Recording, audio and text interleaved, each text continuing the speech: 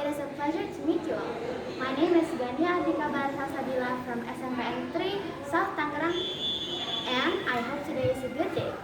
Now, if you'll excuse me, I'm going to tell a fairy tale story about the Little Miss Perfect. One magical night, a mother created two symmetrical but different twins. The beauties were born, one Isabella and one Mirabel. Julieta, their mother, was happy she could see such daughters. Isabella had beautiful sharp eyes and such an elegant dark skin tone. Her eyelashes were like cones and her face is oh what a beauty. Mirabel, well, her eyes are wide like moon. She had a round face and well, you can see the difference. As time passed, baby turns into child turns into teen. Now at 16, Isabella grew such dream hair. Mirabel says she'd never have a bad hair day. At 16, Isabella received a miracle that somehow found her. In her 16th birthday, everyone in the city loves her. Every time she passes by, she would get roses from boys, and Isabella thought roses are elegant, beautiful, popular, and perfect. Every day, each boy in town gave her roses more and more. She collected those roses in her room like those roses were her, just like her. Roses are beautiful yet mischievous.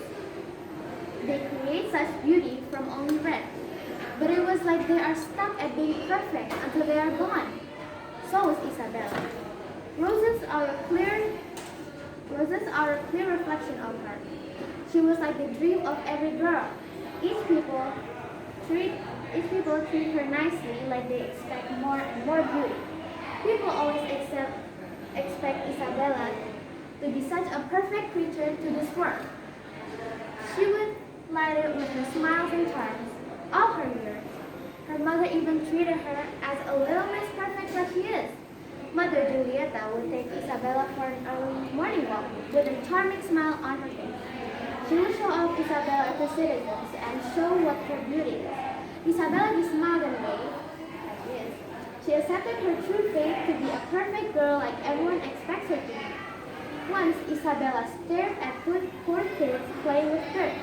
It looked so much fun, so she pulled her mother's sleeve and smiled. Mama, can I play with those kids? It seems so fun, Mama. She jumped and jumped while her heart beat excitingly. Her mother kneeled down and pulled her face. My beauty, it is for your own good that you don't play with such dirt. You need to be clean like I tell you every day. Isabella's smile turned upside down. She said with her fake forced smile, Okay, Mama. Julieta pats her head and continued talking to people, showing off what Isabella can do. Isabella stared at the kids. They looked like they smiled without forcing it. It was supposed to be her. Isabella went home with her mother, and she just now realized her whole life is supposed to be perfect like her surroundings want. She was like those roses. Her fate was stuck in a forced timeline. She let go of her mother's hand and asked slowly, Mama, is my life supposed to be this forced to be good? Terima kasih. Isabella's eyes were already tearing. Her mother replied, Mi amor, I raised you to be as beautiful as ever. Aren't you supposed to thank me? She laughed. It was true. Isabella was raised to be perfect, and she stuck in her perfect, beautiful, yet cruel life. All this time, she kept her chin up to be what everyone dreamed her. Mirabel looked at Isabella from the stairs, and she looked poorly on to Isabella.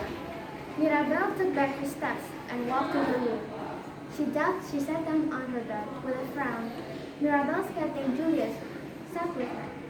Mirabel told Julio, You know, since my sister's life is really good, will I imagine someone actually forces you to be perfect? Julio licked his paws and he spoke to Mirabel. Mirabel, don't be such a fool. As her sister, you should help her. Mirabel was stunned of how can an animal talk. She turned into Julio with a shocked face and backed down. Julio said, Please, don't be such a wuss. I'm the one who gave your sister a miracle. Mirabel shouted and started started to cover herself with a pillow, while Julia looked calm and still licking his paws. How can you talk, and what do you mean by miracle? Julia looked to her and said with his low voice, at age 16, every night your sister would take a walk through the forest at night. Since I am the assistant of the jungle, I woke up to hear sister's footsteps on my grass. She would sing all night while playing with the butterflies I made for her. She danced and laughed all night like her true smile really shined. Then, that's the time when I gave her a miracle. The shining miracle chose her. She got close to the shining miracle and held it slowly in her hands. She smiled, and I made the miracle flow through her without her knowing. My butterflies led her to a river, and Isabella touched the crystal water with her bare hands, and roses started to grow on her hands. She wasn't shocked. She was happy, and she jumped up and down.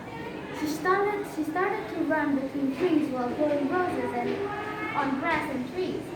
She ran and ran, realizing that herself was a rose. That's why I gave her the gift that she wanted. Mirabel frowned. Seriously, Julia? I've been here with you all the time, and you're the one who gave my sister a gift? All right, yes. Now it's your job to reveal her true colors in the mirror. Julia said no. Mirabel shouted, "What? No way!" Julia asked. Don't want to help her? Mirabel wanted to help her sister, but when Isabella is in a bad mood, she will go all out on Mirabel. She would start blaming her about everything. Mirabel said, "Deal," and Julia smiled, lifting his paw to shake her hand. But Mirabel took her hand back and said with confidence, "If I didn't fail to show Isabella's true self, give me a miracle. Deal?" Julia sighed and said, Yes, deal. You have one day, Mirabel, one day." Mirabel stopped behind the door and ran as fast as she could to Isabella's door and knocked. "Isa!" Whoa! The room was full with roses. Bushes, vines, every side of the room was full of roses. It was shades of pink and red. And her bed was hanging on the ceiling?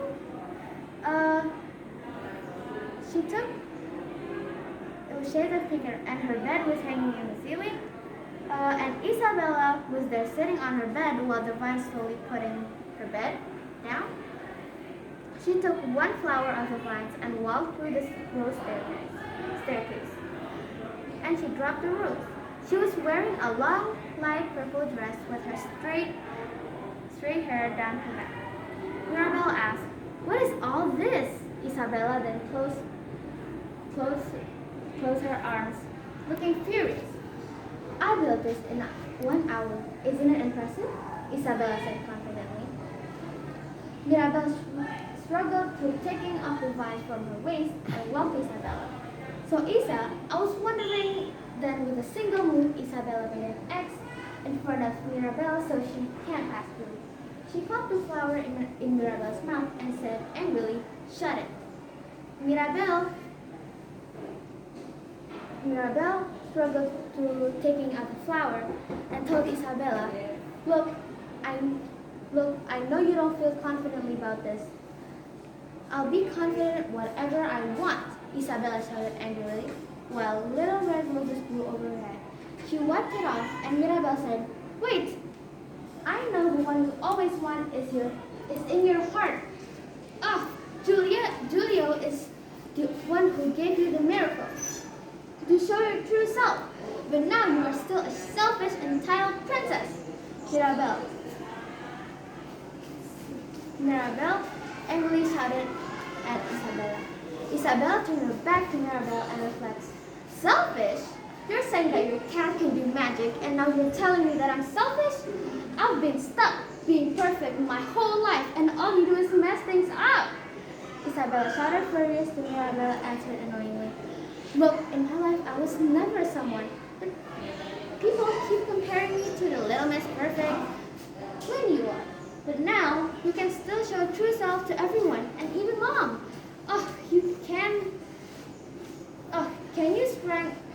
Can you unstrangle these vines on my waist?" Isabella is now more furious at Mirabel. Even now she's not afraid to be crazy mad. I've had it. Vines dragged her out. Now. Oh, also, I've never wanted to force my smile. I just had to do it. Everyone expect me to. I never wanted to show myself or wanting anything because I was doing it for the family. A cactus grew from the ground. Isabella, being her mad self, was shocked. She witnessed herself to grow rows and rows of roses through the mouth.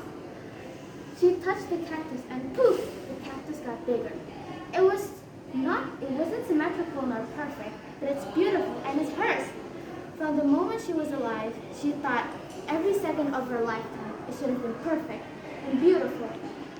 This beautiful is unique, and she never sees her life as a cactus.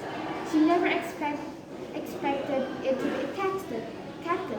It isn't perfect like everybody would expect it to be. Isabella picked up a cactus, and it got bigger every time she touches it.